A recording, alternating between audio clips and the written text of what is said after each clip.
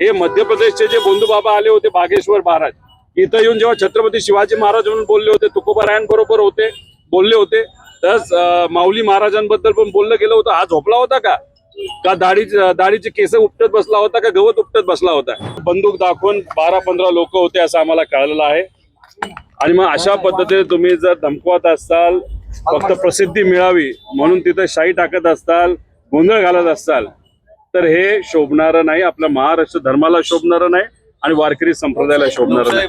खरं तर वारकरी संप्रदायामध्ये असणारे सर्व मान्यवर महाराज, अबप आणि सामान्य लोकांना मला विचारायचंय की जे खरे वारकरी संप्रदायाचे लोक असतात, जे खऱ्या अर्थाने संतांचा विचार पुढे घेऊन जाणारे लोक असतात, अशा खालच्या लेवलला शिव्या देत असतात का हो? कधी एवढं चिडतात का?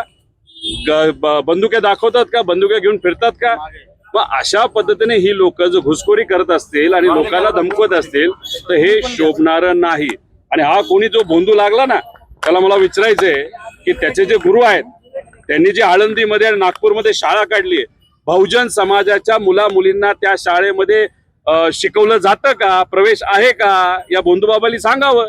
त्याच्याच बरोबर तुम्ही महात्मा फुले असतील, क्रांतीज्योती सावित्रीबाई फुले असतील, ज्याच्यासाठी लढल्या की सामान्य लोकांना, सर्वसामान्य लोकांना, बहुजन समाजा मुला मुलींना शिक्षण मिळावं.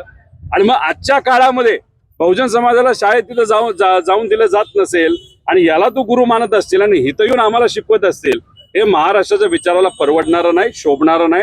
आम्ही या गोष्टीचा निषेध करतो आणि विकास भाऊंच्या पाठीमागे त्या ठिकाणी भक्कमपणे. आणि त्याच्याच बरोबर हे मध्य प्रदेशचे जे बोंधूबाबा आले होते बागेश्वर महाराज इथं येऊन जेव्हा छत्रपती शिवाजी महाराज म्हणून बोलले होते, तुकोबारायांबरोबर होते बोलले होते, तर माऊली महाराजांबद्दल पण बोललं गेलं होतं. हा झोपला होता का दाढीचे केस उपटत बसला होता का गवत उपटत बसला होता? त्यामुळे उगाच शहाणपण दाखवण्यासाठी, कुठेतरी बातमी मोठी होण्यासाठी आणि हे प्रतिगामी विचाराचं जे कोणी नेते असतील त्यांच्याकडनं बक्षीस मिळवण्यासाठी असं जर वागत असतील तर हे योग्य नाही. बरं नाही. सकाळपासून आंदोलन सुरू आहे, पोलिसांकडून गुन्हा दाखल करण्याची प्रक्रिया सुरू आहे, मात्र अटक करण्याची मागणी. अहो तुम्ही मला सांगा, अजितदादा पवार जे महाराष्ट्राचे उपमुख्यमंत्री होते त्यांच्याबद्दल आम्ही, त्यांचं जी घटना घडली त्याबद्दल FIR करा अशी विनंती केली. झाली का या महाराष्ट्रामध्ये मान्य? एवढ्या मोठ्या नेत्याच्या बाबतीत जर असं होत असेल तर सामान्य लोकांचं काय? गेल्या काही दिवसांमध्ये ज्या मुलींवर, चिमुरड्यांवर त्या ठिकाणी तिथं अत्याचार झाले, काही लोकांना त्याच्या मुलींना मारण्यात आलं, तिथं सुद्धा त्या सर्व लोकांचं हेच म्हणणं आहे की आम्हाला ज्या पद्धतीचा न्याय मिळाला पाहिजे तो न्याय मिळत नाही. श्रीमंताचा आणि पैशावाल्यांना न्याय आणि सामान्य लोक, विचारासाठी लढणारे जे लोक आहेत ते मात्र त्या ठिकाणी तासन तास पोलीस स्टेशनला जाऊन बसतात आणि मग तिथं पोलीस सांगतात हेच घ्या आणि तेच घेऊ नका. अरे हे कोण सांगणार आहे? FIR आम्ही दाखल करणं, आमचं म्हणणं त्या ठिकाणी मांडणं हा आमचा अधिकार आहे. FIR दाखल करून घेणं ती त्यांची ड्युटी आहे. तपास करा, बघा काय होते आणि त्यानंतर तुम्ही तिथं सांगा ना की हे होऊ शकतं आणि होऊ शकत नाही. आधीच कसं तुम्ही काय तिथं भविष्य करणारे बोंधूबाबा आहात का पोलीस अधिकारी आहात?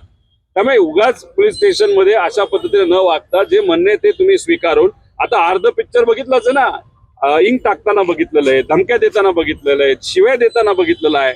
आता बंदुक्या दाखवून काय याचं समोर व्हिडिओ समोर येणार आहेत का? लपून ठेवली असेल, दाखवली असेल. याच्या आधी FIR असे झाले नाहीत का?